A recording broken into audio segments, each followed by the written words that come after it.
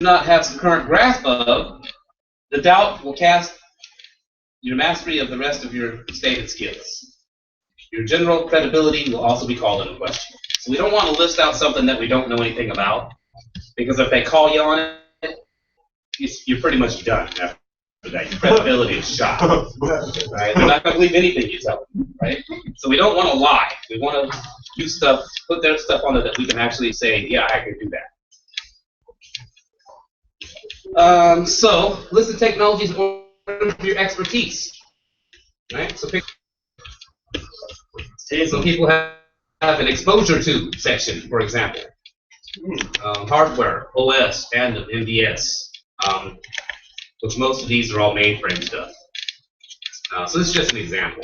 Exposure to, right? So if you've messed around and created a Linux boot disk where you can install Linux, which we all did in here, you can say exposure to Linux. You've been exposed to it. You saw it, you installed it, whatever you've done. VirtualBox, etc., etc. But now Windows, well, by the time you're done with this class, you'll be able to say I'm a little bit more than just an average user of Windows, and actually consider yourself a power user of Windows. So that's going to be different. You have the training and whatever volunteer jobs, so on and so on, internships that can prove that and back that up.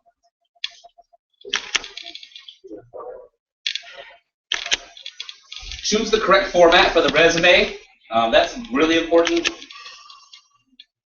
It is a marketing tool. The purpose is to get you invited to an interview. You must choose the appropriate format to highlight your relevant skills, talents, and experience in a way that presents you in the best light and gets an employer interested. We will present 2 types of resume formats to you in this course. There are many other types, but the 2 you will learn about here have been found to be the most useful for our students: the chronological resume and the functional hybrid resume. A chronological resume presents all of your work experience in reverse order. In other words, the most recent work experience is listed first. This is a great choice for someone who has many years experience or has had multiple positions in the same field. Your work history will show the employer you have gained increasingly responsible positions or have expanded your knowledge, and that you have a very focused approach to your career.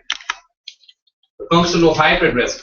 This type of resume is great for people who have limited experience in the field they want to work in, or for those who are transitioning from one career or industry to another. The format of the functional hybrid resume takes some of the elements of the chronological resume, such as you're presenting your work most recent first, and mixes them with a different way of presenting your transferable skills.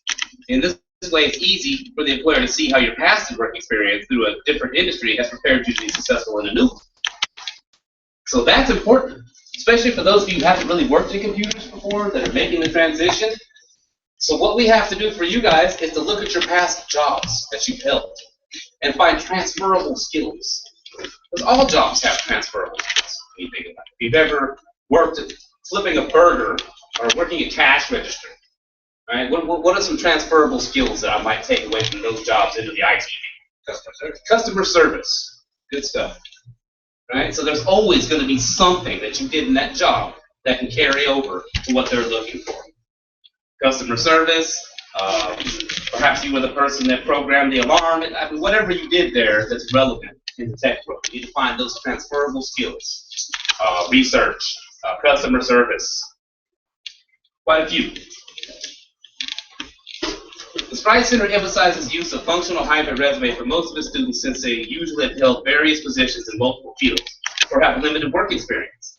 Thus, the bulk of the class resume writing instruction will be devoted to crafting a resume in this style.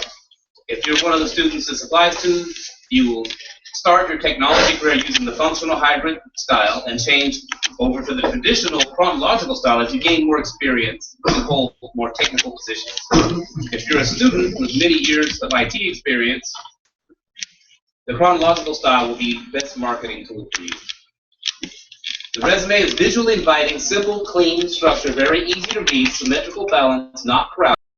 White space between the sections of writing as possible, sections of writing that are no longer than 6 lines and shorter if possible. So we don't want big, huge paragraphs. We want to keep it concise and neat. There is uniformity and consistency in the use of italics, capital letters, bullets, boldface, and underlining. Right? So if we're going to say, highlight one job title, we want to highlight all job titles. We want to keep it uniform. All right, if you're going to use italics, do it uniformly. Don't have an italic here and no italic here and a bold way down here and a non-bold up here. We want to keep it all the same. You'd be amazed how many people turn in resumes that have grammar errors, the paragraphs are off. We can't have that. We want to look pretty. This is our sale paper.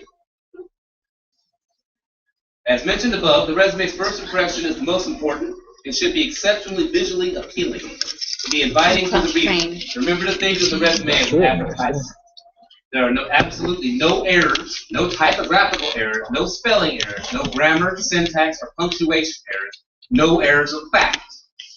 Right? We want everything to be correct in every way.